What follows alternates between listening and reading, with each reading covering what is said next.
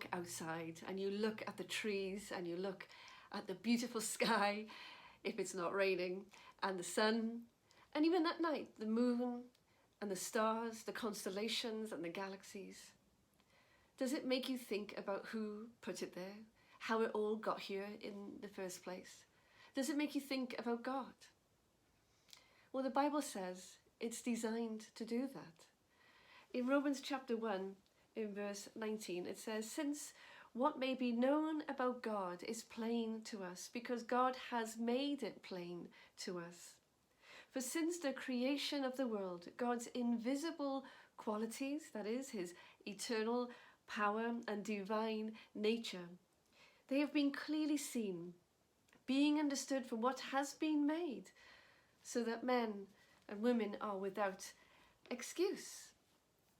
Creation, the beauty of creation, all the animals that we see, all the fish and life in the oceans, in the lakes, everything, the grass, everything that crawls on the ground, even us, think about it, we are a body of systems. Systems don't just create by themselves. We have the respiratory system, the digestive system, nervous system. We are a body full of systems, things that have a process, things that work in order.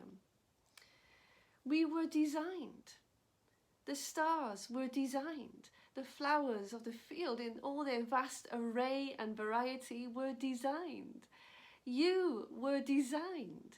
There is a designer, a creator, and that person is God, as it says. For since the creation of the world, God's invisible qualities, his eternal power, so his power and his nature, have been clearly seen from what has been made. So as you look in creation, what you see is a display, a manifestation of God's power and his nature.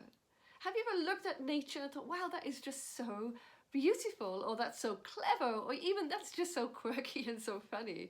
You know, it's just so powerful. How can that just be there? You know, creation shows us something of God's power and God's nature. That's what the Bible says. Clearly visible. God's invisible qualities are seen in what is visible. So there is a God, there is a creator, a designer behind everything that we see. And he wants to know you. That's why he sent his son Jesus Christ to the earth, who came and showed the love of God, the power of God, God's willingness to heal, to save, to set people free from things that oppress them. This is God's will, and he wants you to know him.